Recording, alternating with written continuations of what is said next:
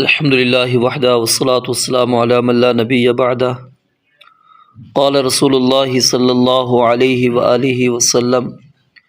ومن ستر مسلما سترہ اللہ فی الدنیا والآخرہ۔ انسان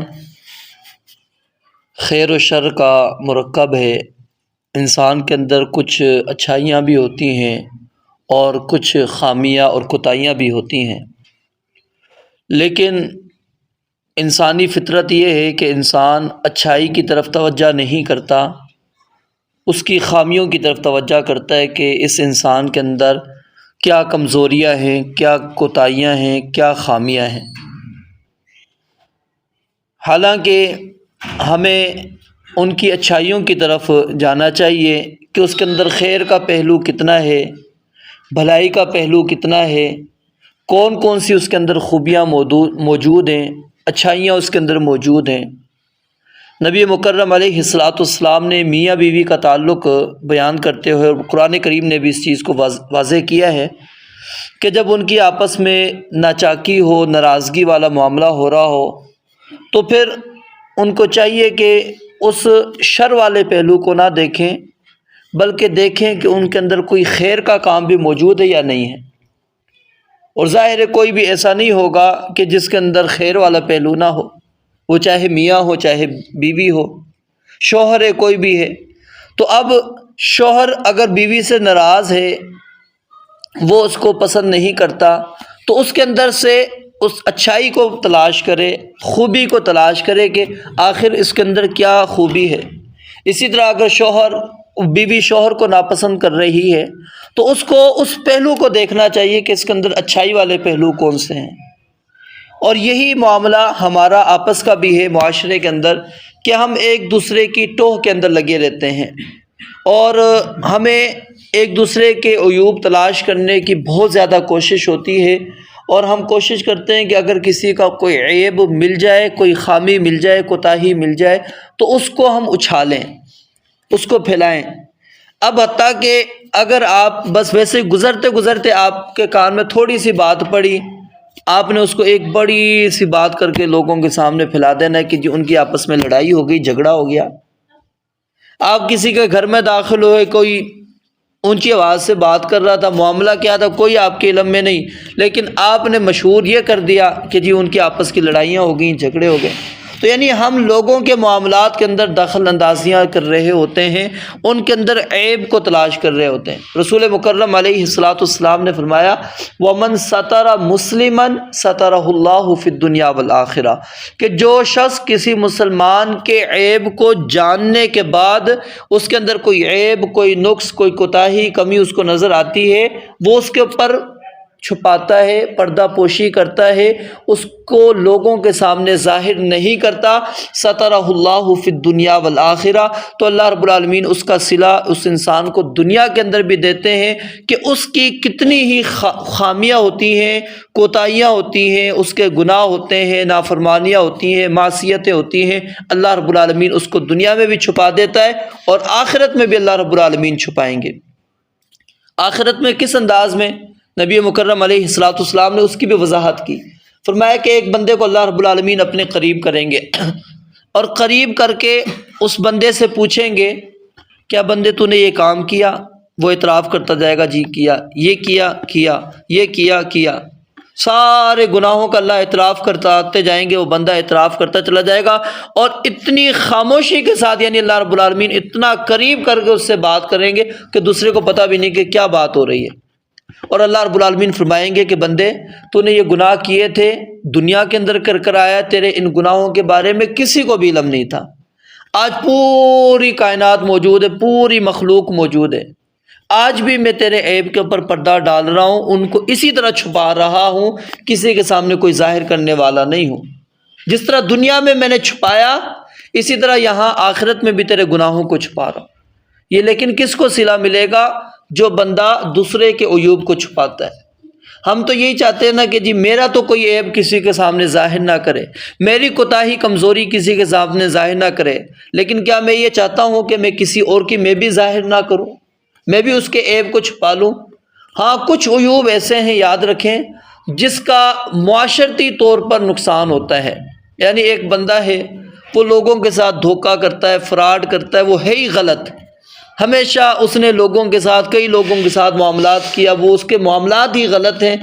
تو اگر آپ اس کے بارے میں لوگوں کو تنبیہ کر رہے ہیں تو یہ اسلام نے جائز قرار دیا ہے، کیونکہ اب اس کے اندر کیا ہے، مفاد عامہ ہے، آپ اس کے شر سے لوگوں کو بچانا چاہ رہے ہیں. اور اسی طرح جو محدثین کرام ہیں، دیکھیں ہمارے سامنے، حالانکہ وہ متقی ہیں، پرہیزگار ہیں، جنہوں نے روایات بیان کی کہ جن کی وجہ سے روایات کمزور بھی ہو گئیں، ضعیف بھی کہلائیں،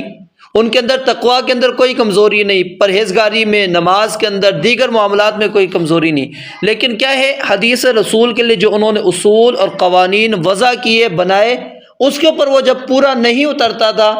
تو وہ کہہ دیتے تھے نہیں اس کے اندر یہ عیب ہے. اور وہ عیب اس لیے نہیں بیان کرتے تھے کہ اس بندے کو معیوب کرنا مقصود ہے. آپ اٹھا کے دیکھ لیں نا، ضعیف سے ضعیف راوی اٹھا کے دیکھ لیں، آپ محدثین کو پڑھ لیں، کبھی بھی کوئی ایسی تنقید اس کے اوپر نہیں آپ کو ملے گی کہ انہوں نے اس کی ذات کے اوپر تنقید کرنا شروع کر دی ہو. نہیں، صرف وہ عیب اس کا واضح کیا کہ اس کی روایت ہم اس وجہ سے یہاں پر قبول نہیں کر رہے کہ اس کے اندر یہ خرابی موجود ہے، اس کا حافظہ آخر میں بگڑ گیا تھا، حافظہ اس کا کمزور ہو گیا تھا، اس لیے لہٰذا اب حافظے کی وجہ سے کئی ایسی روایات آ سکتی ہیں جو نبی علیہ السلام کے فرامین نہ ہوں، اور وہ اس نے نبی علیہ السلام کے فرامین کہہ کر آگے بیان کرتے ہوں، تو لہٰذا احتیاط کیا ہے کہ اب اس بندے کی روایت قبول نہیں. تو وہاں پر کیا ہے، حدیث کو بچانا مقصود تھا، دین کو بچانا مقصود تھا. تو وہاں پر اگر آپ عیب کو ظاہر کر رہے ہیں تو وہ کوئی مسئلہ نہیں. لیکن اب کیونکہ سند کا معاملہ نہیں ہے، اب سند والا معاملہ نہیں ہے کہ ہمارے سے سند چلے، اب تو بخاری کی جو روایت ہے وہ امام بخاری سے آگے تک جانی ہے، ابو داود کی تو امام ابو داود سے جائے گی، ترمذی کے امام ترمذی سے جائے گی، نسائی کی امام نسائی سے جائے گی، امام احمد کی تو مسند احمد کے اندر موجود ہو تو امام احمد سے آگے سند جائے گی. اب یہ نہیں ہے کہ آپ ابھی تک کے سارے لائیں. اگر یہ معاملہ ہوتا تو شاید کہ آج ہمارے پاس ذخیرہ حدیث نہ ہوتا، کیونکہ ہمارے اندر اتنی کوتاہیاں موجود ہیں جو محدثین کے اندر نہیں ہوتی تھیں. وہ چھوٹی چھوٹی بات کے اندر بھی وہ روایات کو رد کر دیا کرتے تھے. تو یعنی وہ چیز جو دین کے ساتھ تعلق رکھتی ہے، وہاں پر اگر آپ کسی کے اندر کوئی نقص موجود ہے اس کو ظاہر کر رہے ہیں اور اس سے دین کا نقصان ہو رہا ہے، ذات کا نہیں، اس بندے کا نہیں، یاد رکھیں دین کا نقصان ہو رہا ہے، تو پھر اگر آپ اس کو واضح کر رہے ہیں اس عیب کو تو یہ کوئی مسئلہ نہیں ہے، یہ اس کے اندر داخل نہیں. اور اسی طرح اگر وہ لوگوں کے لیے تکلیف کا باعث بننے والا یا اس کی وجہ سے لوگوں کو تکلیف پہنچ سکتی ہے، نقصان پہنچ سکتا ہے، تو اب اس کے عیب کو آپ لوگوں کے سامنے واضح کر رہے ہیں. خصوصاً ایسے مواقع کے اوپر جب کوئی رشتے طے ہو رہے ہوتے ہیں تو بندہ آپ سے کوئی رائے لے رہا ہوتا ہے، تو اب اس وقت آپ کا یہ فرض بنتا ہے، کیونکہ وہ آپ سے رائے لینے کا اس کا مقصد ہی یہی ہے کہ آپ اس محلے کے اندر رہتے ہیں، آپ نے اس کے اندر کوئی ایسی خامی تو نہیں دیکھی، بتائیں کہ جو کل ہماری بچی کے لیے، مستقبل کے لیے نقصان کا باعث بن سکتی ہے. تو اب اس صورت کے اندر اگر آپ چھپائیں گے، کہیں کہ جی میں تو عیب کو چھپا رہا ہوں، کیونکہ چھپاؤں گا تو اللہ رب العالمین میرے عیب کو چھپائے گا، نہیں، یہ آپ اس کو، کیونکہ ظاہر ہے آپ کو پورے محلے میں سے اس نے آپ کا انتخاب کیوں کیا تھا پوچھنے کے لیے، اس کی وجہ ہے کہ وہ اس نے پورے محلے کو چھوڑ کر آپ سے کہا کہ جی مجھے بتلائیں. تو اب آپ کے اوپر فرض بنتا ہے کہ اب اس صورت میں آپ اس کے بارے میں اگر کوئی ایسی چیز محسوس کرتے ہیں، دیکھیے کوئی اس کے اندر برائی موجود ہے، تو آپ ان کو آگاہ کر دیں کہ ٹھیک ہے، ہاں آپ نے پوچھا تو میں بتلا رہا ہوں، وگرنہ یہ نہیں. اور وہ بھی ایسے نہیں کہ حسد کی وجہ سے، کہ حسد میں آ کے، کیونکہ کچھ باتیں ہم حسد میں آ کے کر جاتے ہیں نا، حسد میں نہیں، وہ حقیقت ہونی چاہیے پھر، جو کیونکہ امانت آپ سے مشورہ امانت ہے، وہ مشورہ طلب کر رہا ہے تو وہ آپ پھر اس کو صحیح پہنچائیں گے. تو مسلمانوں کے آپس کے جو عیوب ہیں ہمیں ایک دوسرے کو چھپانے چاہیے، اور اس کے انشاءاللہ فوائد یہی ہے کہ اللہ تعالیٰ نے جس طرح آج ہمارے عیوب کے اوپر پردہ ڈالا، کتنے گناہ ہیں جو ہم کرتے ہیں، نبی علیہ الصلوۃ والسلام نے اس شخص کو بڑا برا سمجھا ہے اور معیوب کا قرار دیا، آپ نے بدترین انسان اس کو قرار دیا ہے کہ جو رات کے اندھیرے میں گناہ کرتا ہے، کوئی دیکھنے والا نہیں، کسی کو کچھ نہیں پتا، لیکن صبح اٹھ کے شور شرابہ شروع کر دیتا ہے کہ جی میں نے یہ کام کیا. یعنی وہ اپنی کامیابی اصل میں بیان کرنا چاہ رہا ہوتا ہے کہ دیکھو میں نے رات کو یہ معاملہ کر لیا، اپنے دوستوں میں بیٹھ کر یہ بات کر رہا ہوتا ہے، کسی کو پتہ ہی نہیں پڑا. تو یہ بہت زیادہ معیوب ہے، اس کو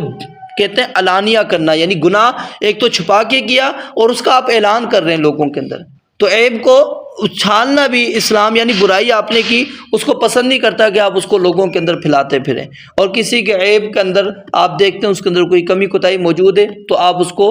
اکیلے کے اندر سمجھائیں، یہ فرض ہے ہمارا. اس کے اندر عیب کو چھوڑیں نہیں، آپ اس کو کہیں دیکھیں آپ کے اندر یہ خامی ہے، کوتاہی ہے، میں محسوس کر رہا ہوں، تو آپ اس کی اصلاح کریں، اکیلے میں سمجھائیں۔ اور یہی طریقہ نبی مکرم علیہ الصلوۃ والسلام کا تھا۔ آپ علیہ الصلوۃ والسلام کے پاس آتے تھے جب صحابہ کرام وصیتیں طلب کرنے، آپ کہتے تمہارے اندر ساری بھلائی ہیں، اگر یہ چیز چھوڑ دو۔ کیوں؟ اب اس کے اندر وہ چیز جو ہوتی تھی وہ مانگی، وصیت مانگی میں کیا کروں، مجھے وصیت کریں، آپ نے کہا غصہ نہ کرو، یعنی پتہ تھا کہ یہ غصہ زیادہ کرتا ہے، اس کو اس بات کی تاکید کر دی۔ تو یعنی وہ کیا ہے، اصلاح ہے، اصلاحی نظر سے آپ لوگوں کو اس کے اکیلے کے اندر اس کو سمجھا سکتے ہیں، لیکن سب کے سامنے کسی کے عیب کو اچھالنا اور پھیلانا معاشرے کے اندر یہ درست نہیں ہے۔ رب العالمین سے دعا ہے اللہ تعالیٰ سمجھنے عمل کرنے کی توفیق عطا فرمائے۔ وآخر دعوانا ان الحمد للہ رب العالمین۔